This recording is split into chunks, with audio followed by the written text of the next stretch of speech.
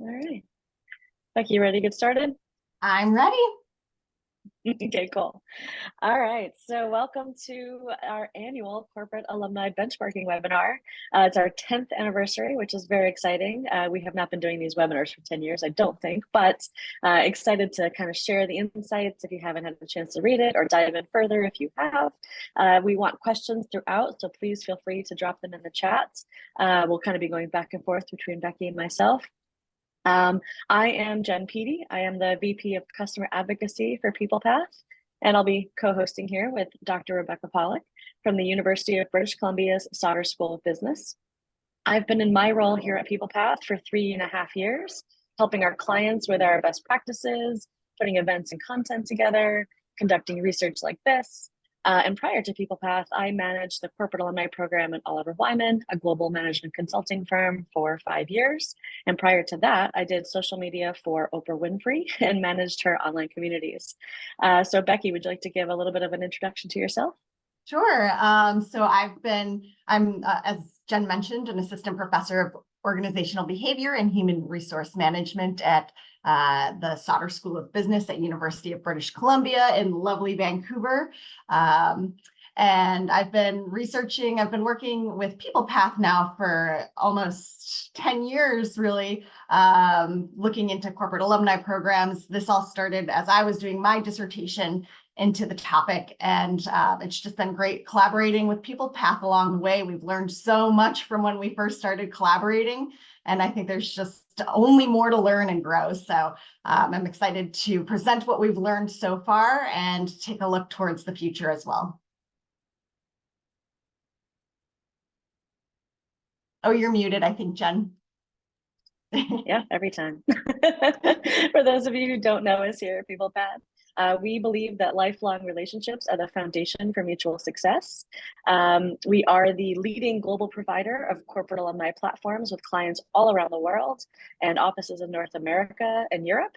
And we're a small but mighty team of about 65 employees. So Becky, if you want to go to the next slide, that kind of summarizes a little bit about what we're saying here. The cool thing is we manage over 4 million talent profiles across all of our clients globally with some very large clients, and we appreciate all sizes, small, medium, large, but just exciting to share that these numbers are growing, which is really cool for us. Let's see, before I hand it back to you, Becky, I want to talk about that we have a big in-person meeting in October. We will be meeting in October in New York, on October 17th. And we will be focusing on a few things during that meeting. We'll be conducting a workshop, a very interactive workshop on return on investment.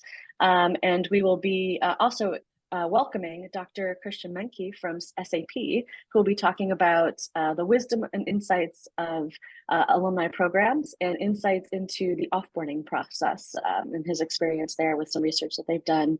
So we really hope that you can join us.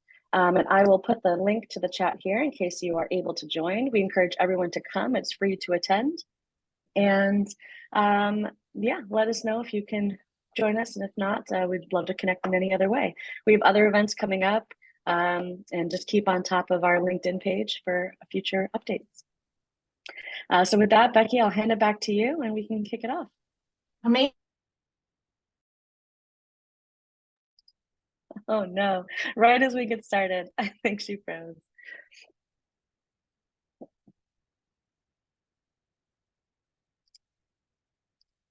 She might have to pop off in a second. This happened while we were practicing earlier. I can take it over from here for a minute while we wait for her to come back. But our 2024 report goals. What was going on this year? Becky, you were frozen this whole time. Oh no! Can you hear me now? We're good? Yes. Okay, yes, I apologize about that. So this year for the goals, we were really excited to have 10 years of data to look back at to see what's been going on over the last decade, as well as look at what's been happening, particularly in 2024, and compare it to what's been happening more recently. So let's dive into the 10 years of benchmarking. Let's start there first. This was really exciting for Jenn and I to kind of dig into, see what we actually had data to compare to in the past few years. So we wanted to track that change over time. One of the things that has really evolved over the past 10 years is what's been going on with layoffs and career transition support. So we wanted to take a closer look at that, and then also learn about alumni engagement more broadly. To start us off, one of the most, I would say, impactful, exciting points of looking at the past 10 years was just how much our respondent group has grown. We've seen a 200% increase in the respondent pool between 2014 and 2024. As you can see, this has really taken off in the legal industry in particular. Here's this, you can track this purple line here that shows that 2014 through 2016, the legal industry was pretty comparable with the rest of the respondents. And then right around 2017, we really see this takeoff where legal firms started adopting alumni programs and really started becoming more active participants in the alumni program community. I think we'll start to see, especially over the next few years, I would expect to see growth in technology and other industries. Maybe we'll start to see a little bit more variety as alumni programs become more prominent in other companies. The other really exciting data point that we found with this analysis was looking at the budget growth over the last decade. As you can see, in 2014, none of the respondents had a budget over $100,000. So the entire population had less than $100,000 for that alumni program budget. Fast forward to 2024, you can see organizations are really recognizing the importance of these alumni programs just by the amount of financial resources they're dedicating to programs. So in 2024, about 40% of organizations had that budget that was less than $100,000, but 60% of alumni programs this year had that budget of $100,000 or more. What we've also seen is growth in the complexity of alumni program management. In 2014, 32% of respondents were building their own alumni program. Alumni platform. And then in 2024, we've seen quite a large drop. So only 3% of respondents were building their own platform in this year's report. Jen, did you want to interesting offer? thing about Yeah, so the interesting thing about that is the platforms have gotten more robust. They have more features, they have more resources, they have more opportunities to customize things, which is why the companies have moved over. But even that 3%, I know that is probably one or two companies, they are also currently exploring opportunities outside of what they've built as well. So I do expect that to change in the next few years, that it'll just become almost too hard to manage yourself. So that was an interesting data point in this time. Yeah, I think that point of too difficult to manage by yourself, it really shows that complexity that's needed on these platforms to meet the diversifying and variety of needs of alumni. Mm-hmm. We also looked at what were those common alumni program activities over the past 10 years. And these are just averages of the frequency of alumni programming being offered. So generally, these were the top activities that most alumni programs were offering over the past 10 years. So 91%, this was our kind of most frequent offering here, the company news and information, which makes a ton of sense, right? What is the point of an alumni program if you're not keeping these alumni up to date on company news and information? So that seems to be one of the primary benefits or services of alumni programs. But very closely behind, we see that most alumni programs are also offering in-person events, networking opportunities, and then sharing other stories and updates about alumni themselves. All right, I want to pause there and see if there were any questions about any of the data that we collected about the 10-year overview. Yep, we got one question that says, now that you're seeing budgets increase, will you increase that question to be more granular? It would be useful to know how much more than 100% we're talking about. Oh, okay. Yeah, we can. So we do have information broken down by $20,000 increments. So we do have more granular information. If you're curious, please feel free to reach out to Jenna or I to give you more of that granular information. But that's an interesting question as well, in terms of asking in ways about specifics of the alumni program budget, and something we can consider for future data collections. Any other questions? Nope, not yet, but just a reminder, if you have any, feel free to throw them in the chat as we go. Great. And so that was, the last 10 years. I think I just have to say, I'm really excited to see where we'll be in 2034 in the next 10 years. So please keep, when we're bugging you to fill out those surveys, please keep responding, because it'll be great to see, the increase in the growth over the next 10 years as well. I know, put it in your calendars in 2034. We'll see you all back here again. So let's go back to what's going on today, just to give you a little bit of an overview of the 2024 data. What we found looking at alumni programming, most organizations are offering global alumni programs. So you see here, 76% of respondents have a global focus, so they include alumni around the world. The average company size was about 28,000. And the average registered alumni was about 12,000. I will say that we see this vary year to year based off of who's implementing new programs, the variety of respondents in our pool. So we don't necessarily see kind of a firm trend over the years, because it really, especially with new growth and new programs, this can vary quite a bit. So the other thing that we've been focusing on over the past few years is thinking about the alumni program, not as its own independent offering within the organization, but thinking about it as a part of that total employee life cycle. And in order to really create a successful alumni program that is integrated into that full employee life cycle, it has to start early. That communication of the alumni program has to start early. So what we found was that 37% of organizations are promoting the alumni program during that recruitment period, so trying to attract new talent. I'll just add in a little plug about my own research. I have found that when alumni programs are advertised in recruitment materials, organizations see a broader and greater numbers of job applicants because it is seen as an attractive offering by organizations. It also seems to suggest to job candidates that the organization does care about their employees, because they're not just concerned about them while they're in the organization. That support continues after they leave as well.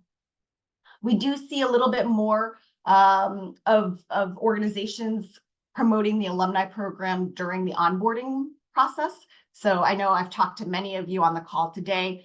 You've mentioned that you drop in on those onboarding sessions to advertise the alumni program. I think that's amazing. And if you're not currently doing that, that may be something that you could think about integrating into that onboarding process as well.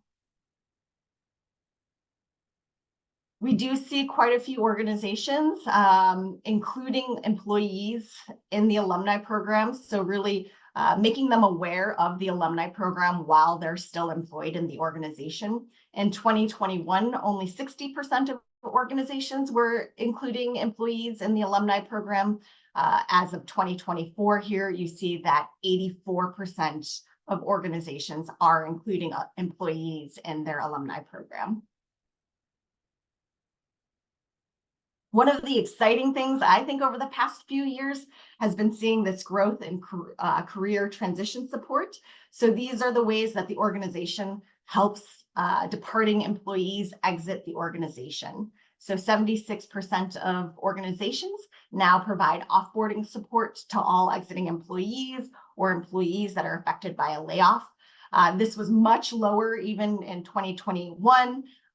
When we were seeing that this wasn't something, organizations weren't intuitively thinking about how to help employees as they leave.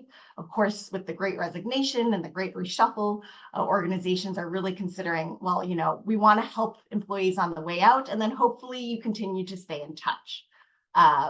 You can see here that some of the most common offboarding practices are things like career counseling, job search administrative support, and resume and cover letter support. We see a majority of organizations offering these types of career transition supports. Some other benefits that are a little bit less common are things like online networking training and reskilling training.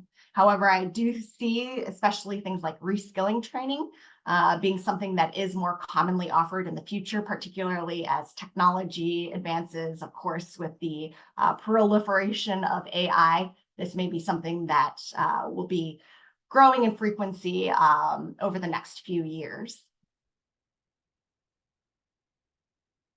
Generally, at this point, almost all organizations offer some type of exit interview or exit process. So now we really wanted to get into the details to understand, well, what's happening during that exit process. We're seeing a majority of organizations are offering those materials with that information about the alumni program as employees are leaving. Some of the ones that were less common, and this makes sense, were things like offering a departing gift with the company, from the company to alumni, or offering resources to send off employees, through a happy hour or some type of cake celebration as employees are leaving.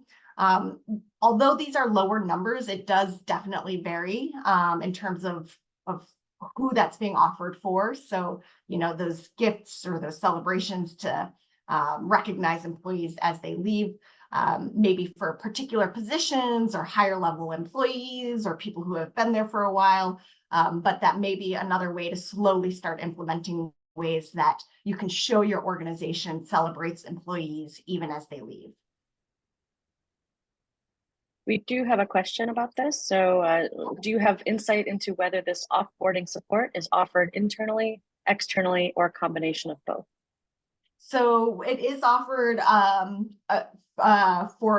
it does vary in terms of whether or not it's for laid off employees versus employees who leave on their own volition. So we do have information on that. But in terms of the internal versus external, that's not something that we've asked. But we'd love to hear more about your thoughts on that. So that may be something that we can also include in a future survey as well. Yeah, and to clarify this a bit too, this exit process is when an employee is leaving the organization. So if they've put in their 2 weeks or advance notice, that's roughly around the time. Or in a lot of cases with, let's say, consultancies, somebody might be thinking about leaving and say, hey, I want to leave the organization about 6 months. During that time, then there's a curriculum of here's what you can do, here's how we can support you. And then a lot of companies have, I think in the previous slide, it talks about these guidance offices, essentially, where they, in best case scenario, are helping to place those employees at a client organization. So there's a bit of infrastructure around this exit process that allows someone to take the time, still work for the organization, but know they're kind of on their way out. So that support happens during that time primarily. And everything else with professional development for alumni is separate. Mm-hmm. And so that's the way that I think about that. Yeah, thanks for that clarification. The other thing that I would just mention, when these, we have some research that shows that when these types of supports are made available to employees, there can be a little bit more discussion about employees who are thinking about leaving. It gives the organization a little bit more time to see if, okay, well, maybe we can keep them, or maybe there are other opportunities in the organization. So by offering these types of benefits, you're actually creating a space for more discussion about what the exit process would look like and if there are any opportunities to retain that employee. So one of the new questions that we asked this year, we always try to throw in something interesting or unique every year to offer some new insight. This year, we wanted to ask about barriers to program success. What we found was that we did ask this actually back in 2014, and the answers have remained fairly similar over the years. So 60% of respondents reported that alumni engagement was an issue or a challenge for their program. The other thing was creating an alumni value culture internally. So getting people on board with, hey, alumni programs are quite important to the organization. And then, of course, you see 46% reported that the amount and quality of alumni data was also something that was challenging to maintain. Yeah, these are perennial online community issues. So the good news is there's no monkey wrench in here. There's no something we were surprised by. The alumni engagement question is probably the question I get the most often from all of our clients. And we do discuss different ways and the different opportunities. There it's mostly about consistency and creativity, right? And that's where that budget comes into play from earlier, where with the budgets now are gotten a little bit higher. The other thing that's been really interesting, and we've reported on this in past years, is the events have both now become very dominant in virtual events as well as the in-person events to help with that engagement. So it's more consistent and kind of diving further into what the organization is already offering and leveraging that. So it's not specifically for alumni, but utilizing and trying to use those channels a bit broader in these engagement opportunities. But the interesting one I love here is the amount and quality of current alumni data, also a problem and has been for many years that I've been in online communities. But the thing that happens here is that no matter what organization or what type of program, if it's online, data is always going to be an issue of keeping that up to date. People move around so much now, especially as we're talking through this whole webinar. And this will be new to some clients and some new contacts that we have, but PeoplePath has started to address this. And so it's an option now with something we call profile sync. And so what we've done in our platform is worked with an organization to find information on your alumni that maybe have not filled out their profiles frequently or in a very long time, and fill in that data with reliable information from around the internet that they have publicly put out in other places. So this might be news to some people. We're very excited as we get started with this. Some clients are currently using it, and we'll be sharing more information about this as we go. But if you are interested in this, or if this is a problem area for you, please get in touch with your current customer success manager if you're a client of PeoplePath, or with our sales and marketing team if you are not a current PeoplePath client, but is something we're very excited about that really does help with that quality of data.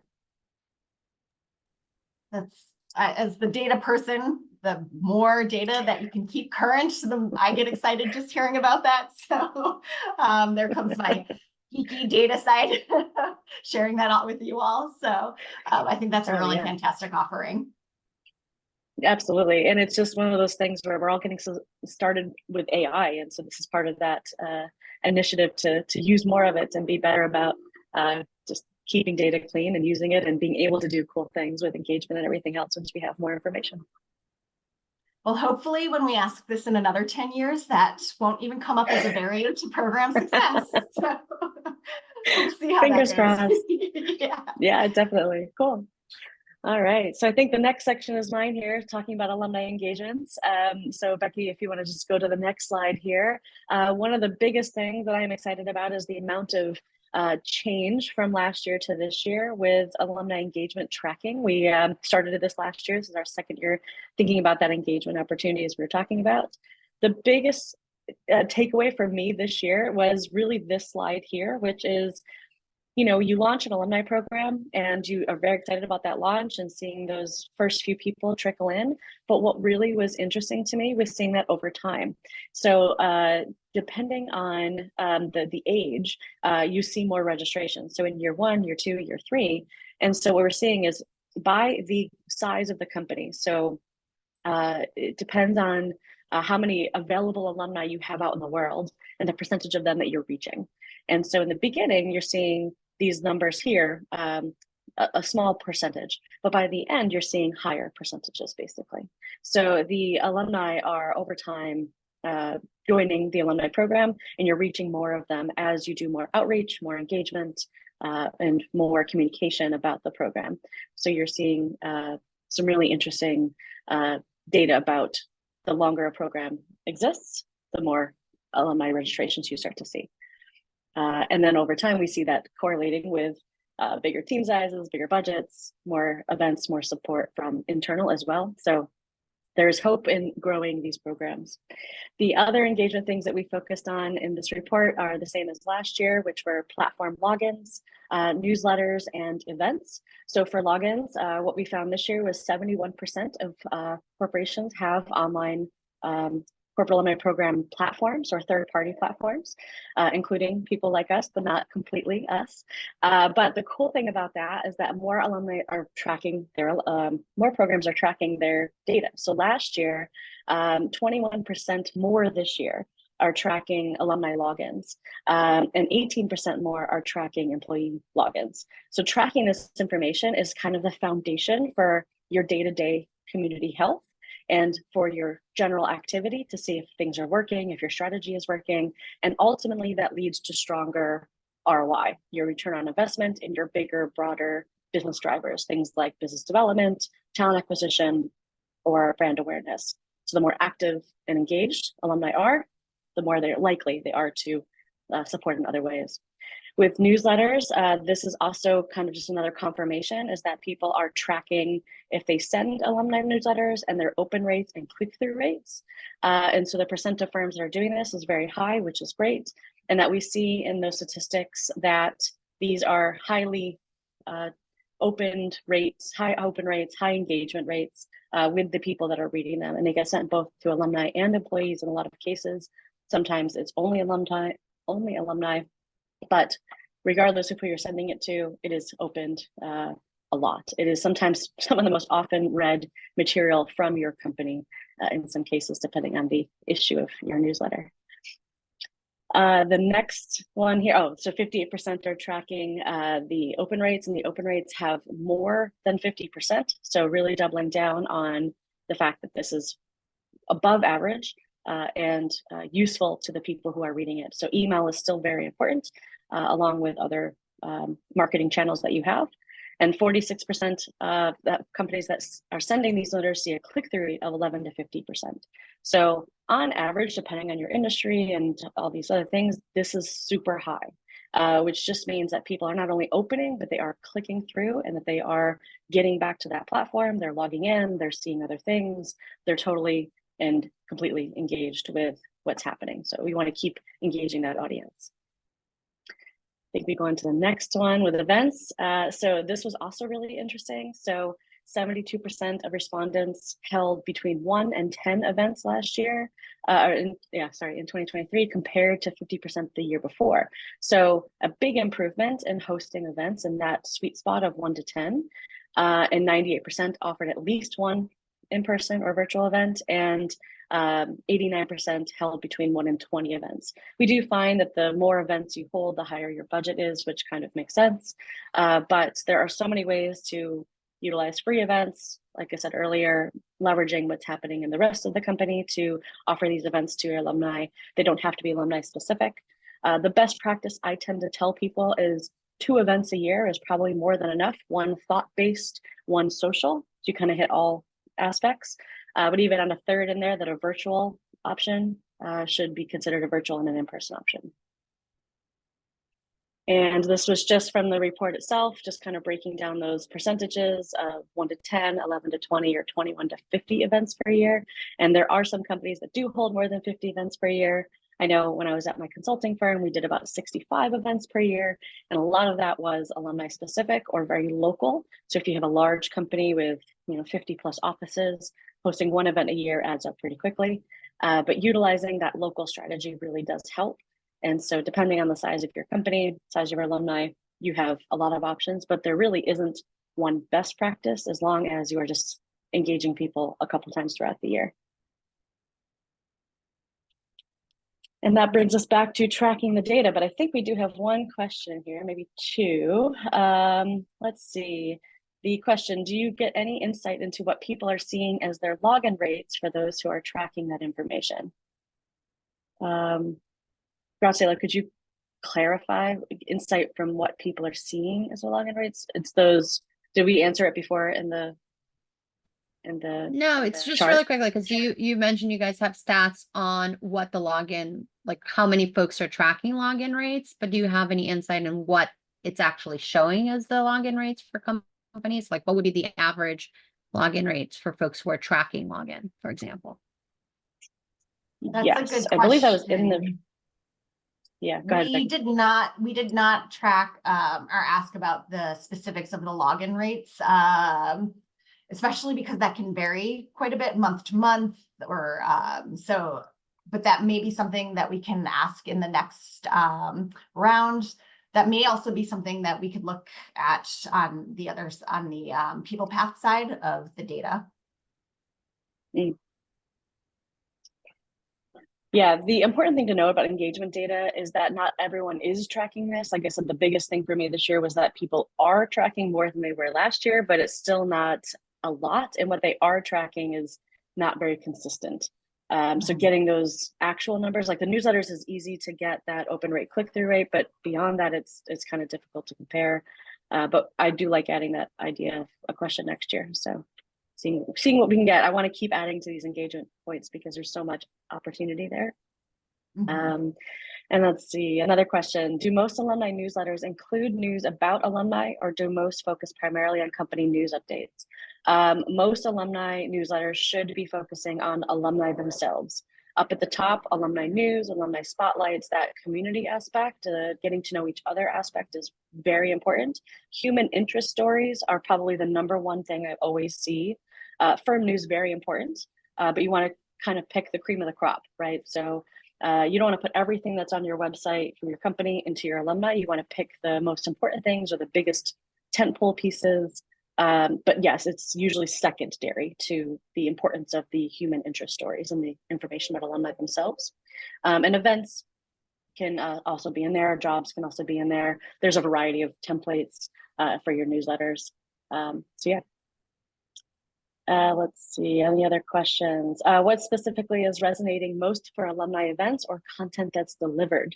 Oh, it varies depending on industry, right? So the one thing I like to tell people is to create a survey. Ask your alumni what type of content they're interested in, what topics are on their top of mind. And then when you get that survey response back, you'll get a variety of information of things that are important to them, and you can create your content calendar off of that.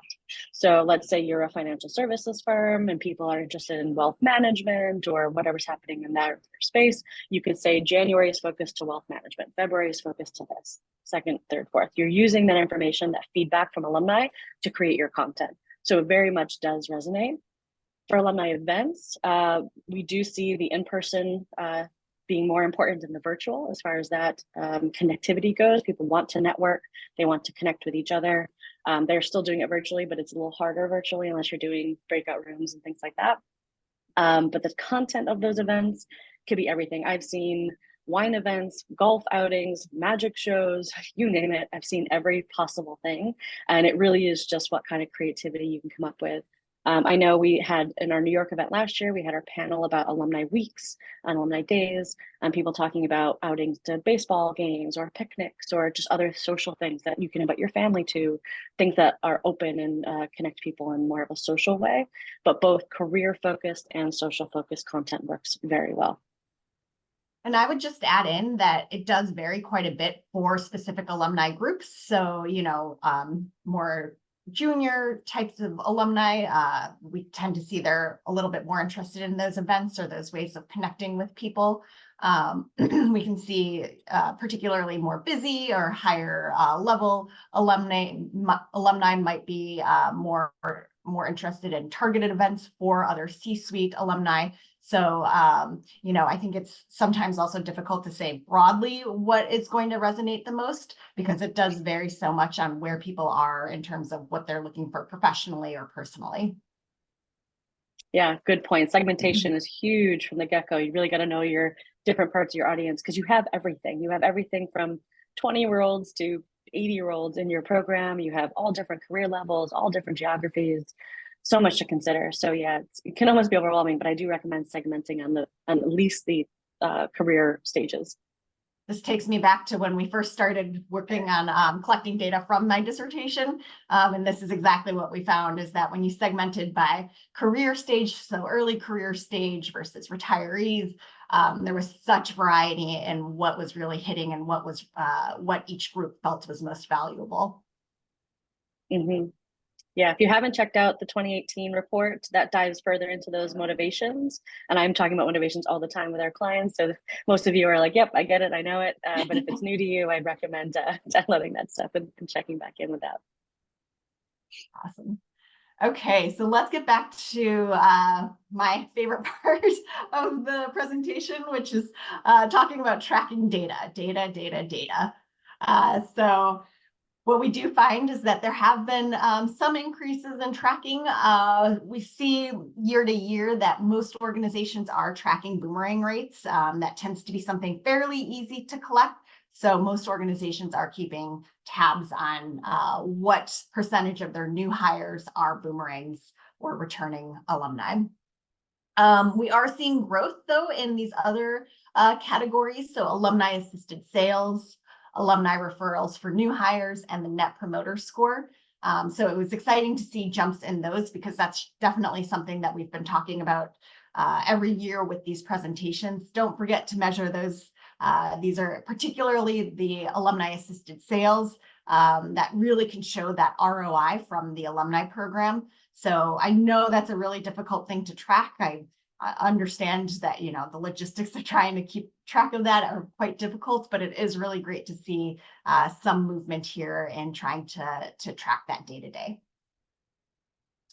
Diving a little bit more into detail on each of these three main goals. We'll start with business development. As mentioned, 35% of respondents are tracking those alumni assisted sales. But what was interesting was that was 2 times more than last year's survey. So again, reiterating, we are seeing more organizations try to keep track of that, particularly to make that ROI argument to senior levels. 18% of respondents that are tracking alumni assisted sales said that they could attribute over $50 million of sales to that alumni support. So, you know, again, this is a smaller group. It is only of the people who are, or the programs tracking those alumni assisted sales, but they are being able to show the value in that, you know, over $50 million in sales are attributed to alumni. Talent acquisition. So we're still seeing kind of lower levels of tracking alumni referrals. That might be another fairly easy one to collect in terms of trying to put in a box of, okay, are you an alum making this referral? 44% of organizations were saying we're offering a bonus for alumni referrals. This varied widely. I know this is a question we get quite a bit is, well, what type of reward should we offer for a referral? Some awards can be as high as $35,000.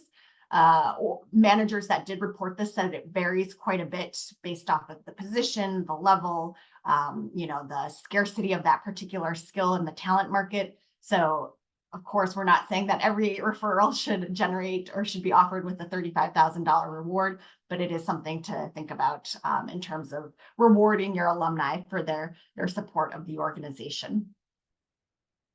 So one thing I wanted to mention, just bring in a little bit more of that research side into this. There has been growing research into the values of boomerang employees. One study found that boomerang hires were particularly valuable in highly interpersonal roles. So roles like lawyers, HR professionals, and other professional service positions like consultants. So we do find that boomerang employees get up to speed faster, they perform better when there's that element of interpersonal communication in the role.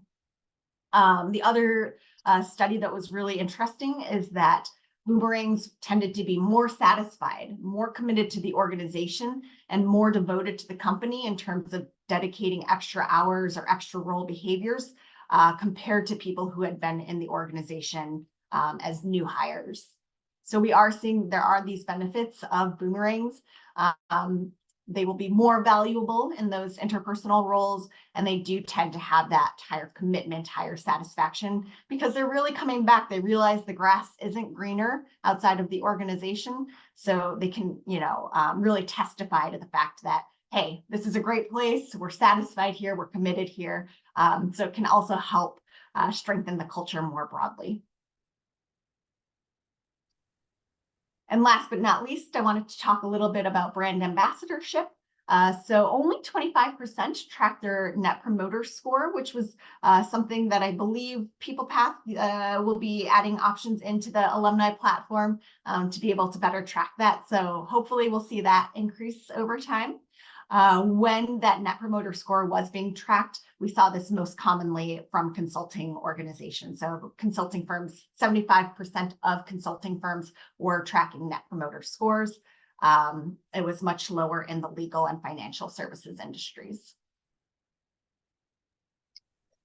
A little bit about that before we go back. Yeah. We do have this new polling feature in our platform. So if you're a client and not using it, definitely ask your customer success manager about this, but it's an easy way to ask a question. And I think you're about to dive into those questions, but just wanted to highlight that feature.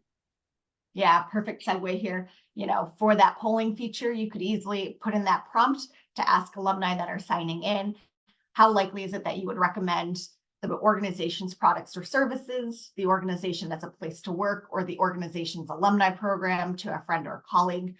They would get that 1 to 10 rating. So hopefully it's something that you could quickly collect from alumni who are signing into the platform.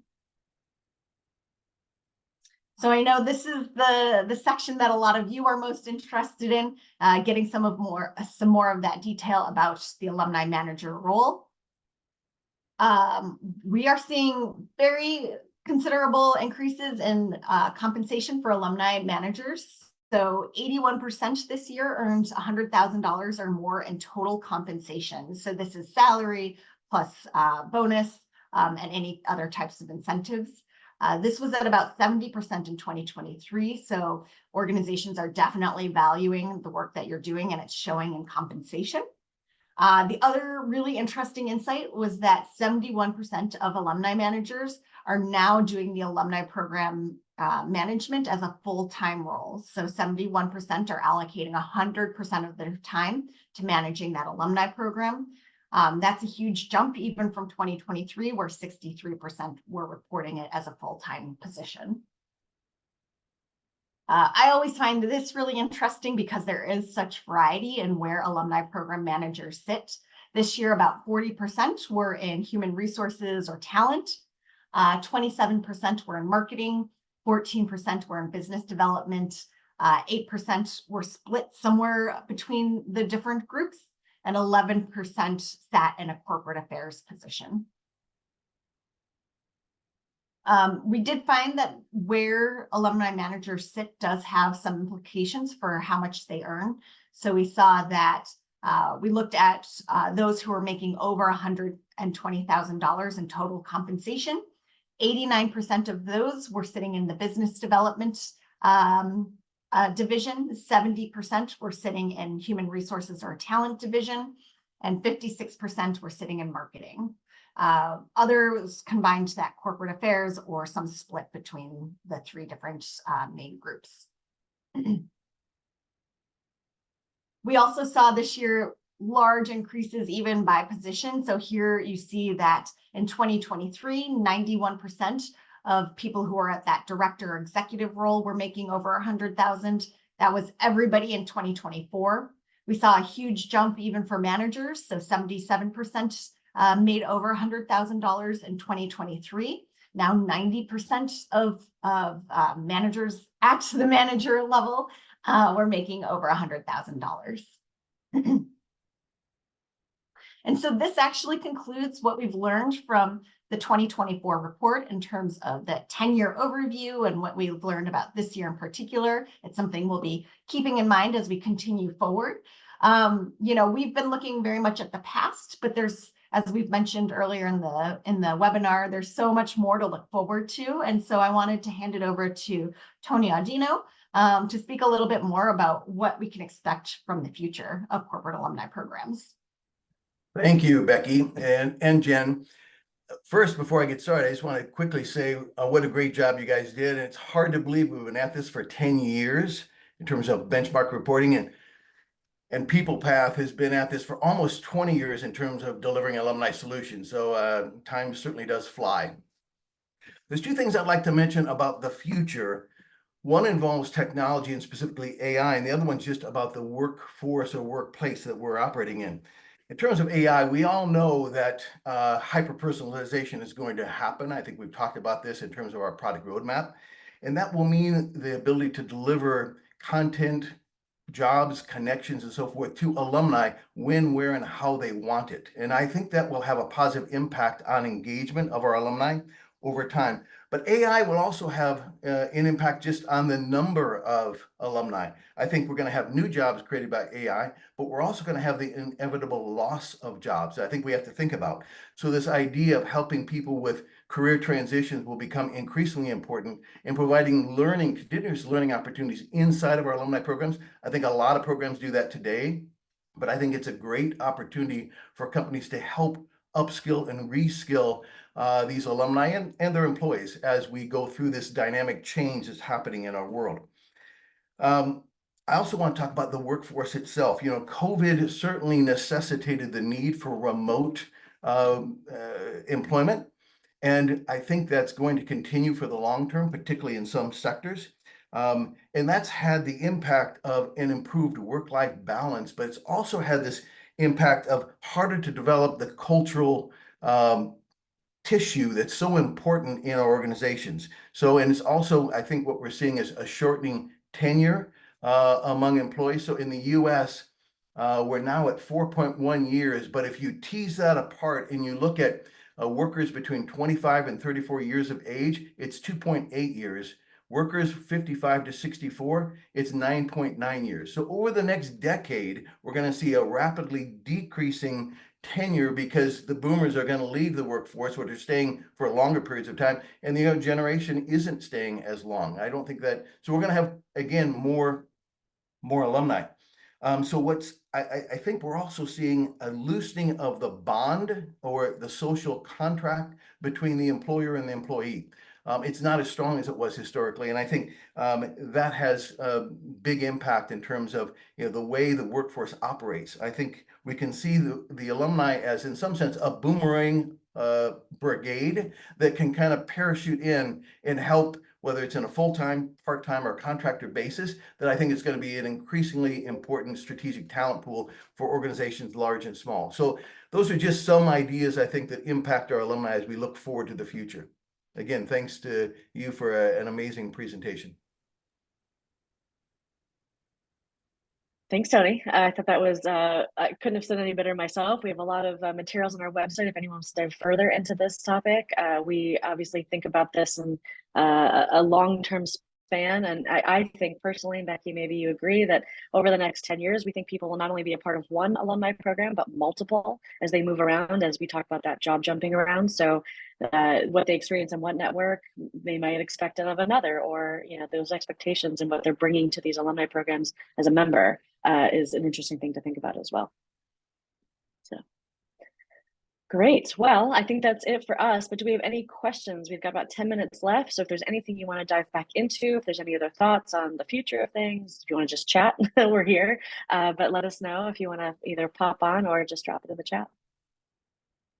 And I just want to add in to thank you all so much for continually participating in these surveys.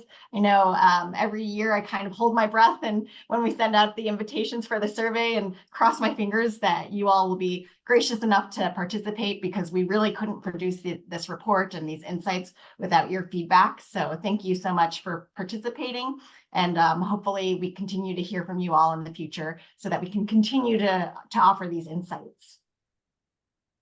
Absolutely, and that goes for asking questions too. We change the survey every year as much as we can. But if there are things that are bubbling up, or we sometimes add questions in, take questions out.